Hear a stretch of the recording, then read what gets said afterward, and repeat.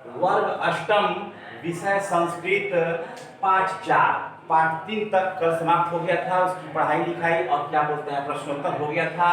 अब पाठ 4 की बारी है। शीर्षक है वसंत ऋतु, यानी वसंत ऋतु। अपने देश में, भारत में ऋतुओं की संख्या 6 है।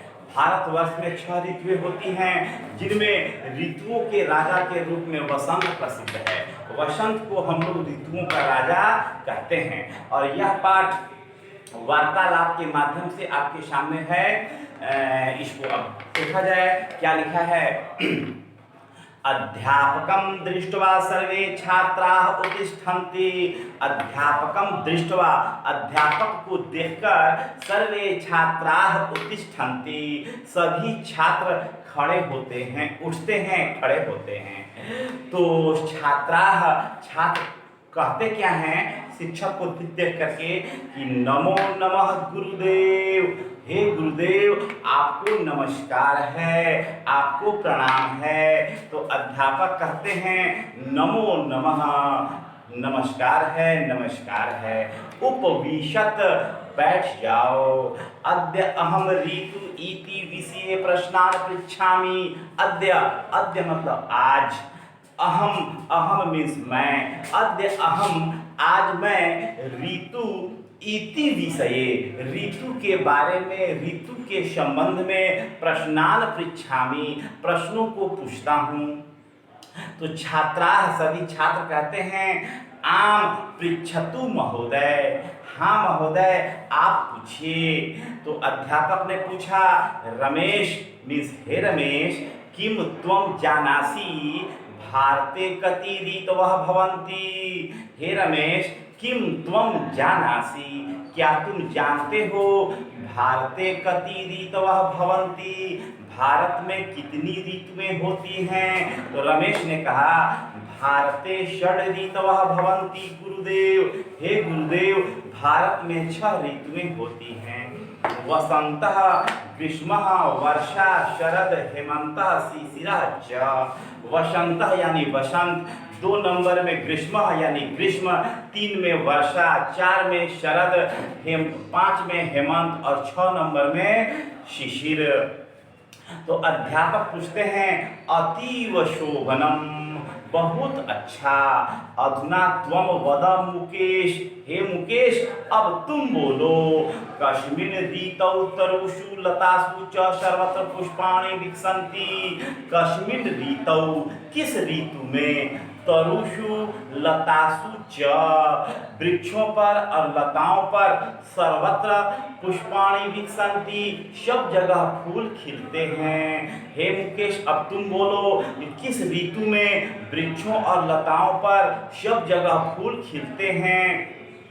तो मुकेश ने उत्तर दिया वसंत ऋतु। वसंत ऋतु को थोड़ा हम समझाएंगे। वसंत, वसंत जोड़ ऋतु। कल इसकी पढ़ाई हुई थी, नहीं यह पहले गुण संधि है। तो के साथ अ है और ऋतु में री है, तो अ और री मिल करके क्या बनता है। और पहले वसंत, वसंत ऐसे लिखेंगे, इसका अ तो में शामिल हो गया है, अब यह कैंसिल हो गया, यह हट गया। अब जो है सो ये आधा र को रेख में भेज देंगे तो यह बना वसंत ऋतु। वसंत मीन्स वसंत, ऋतु, ऋतु का मतलब ऋतु में। वसंत ऋतु मतलब वसंत ऋतु में। तो वसंत ऋतु सर्वेषु वृक्षेषु लतासु पुष्पाणि च मनोहराणि पुष्पाणि विकसन्ति। वसंत ऋतु में सभी वृक्षों पर और सभी लताओं में सुंदर फूल खिलते हैं। तो अध्यापक जी ने कहा शोभनम, अच्छी बात है। वसंतः ऋतु राजा अपि कथ्यते, वसंत ऋतुओं का राजा भी कहलाता है। यतः क्योंकि अस्मिन् काले न अधिकम नाधिकम, नाधिकम का संधि विच्छेद होगा न जोड़ अधिकम। अस्मिन् काले न अधिकम शीतम भवति न च उष्णता। वसंत ऋतुराजा अपि कथ्यते, वसंत ऋतुओं का राजा भी कहलाता है। यतः, यतः मतलब क्योंकि, अस्मिन् काले न अधिकम शीतम भवति न च उष्णता, क्योंकि इस समय में, इस ऋतु में न अधिक ठंडी होती है और न अधिक गर्मी होती है।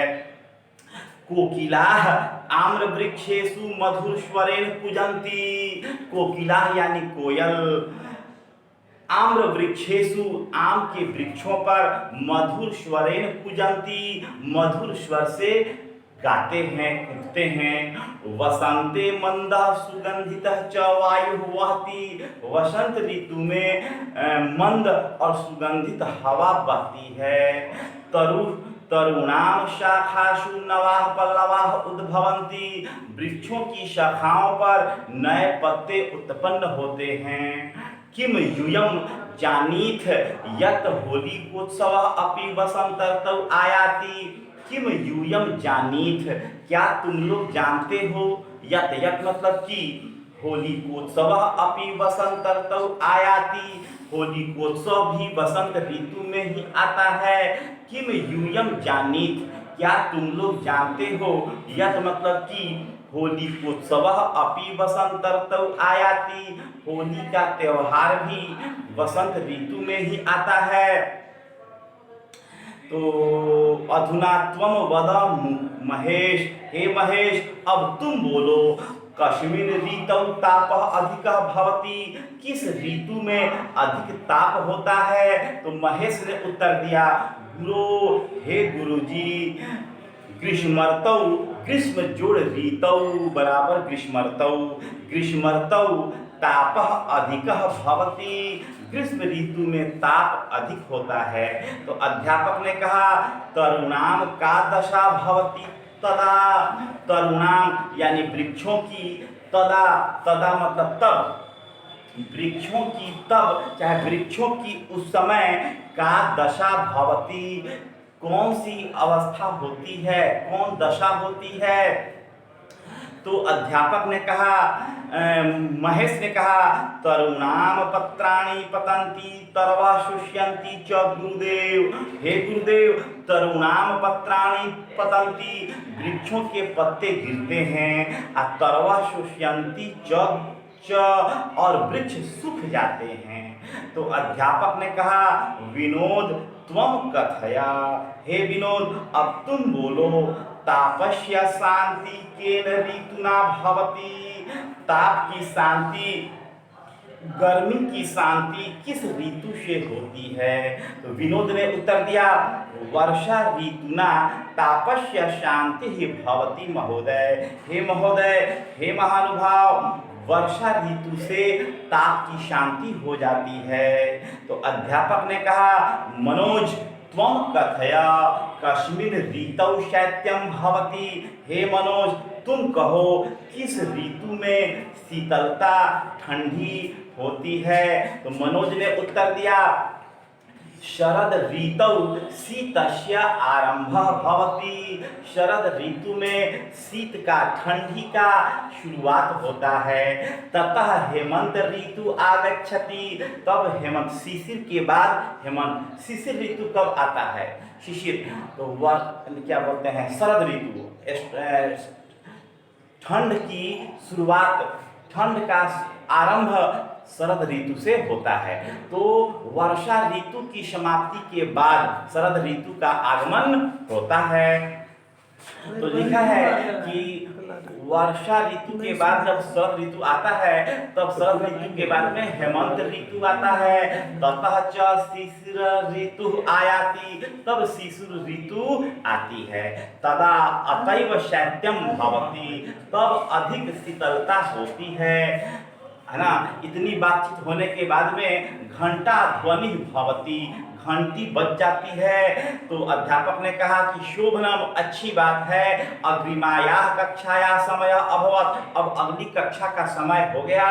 अधुना अब अतः गच्छामि, इसलिए मैं जा रहा हूँ। तो फिर शिक्षक के जाते समय भी सभी छात्र खड़े हो जाते हैं, जैसा कि आप लोग खड़े होते हैं। तो सर्वे छात्राः तिष्ठन्ति, सभी छात्र खड़े होकर के बैठ जाते हैं और बोलते हैं नमो नमः गुरुदेव, हे गुरुदेव आपको नमस्कार है। इस प्रकार से पाठचार की समाप्ति हो गई और फिर हम लोग अगले क्लास में इसका आगे काम करेंगे।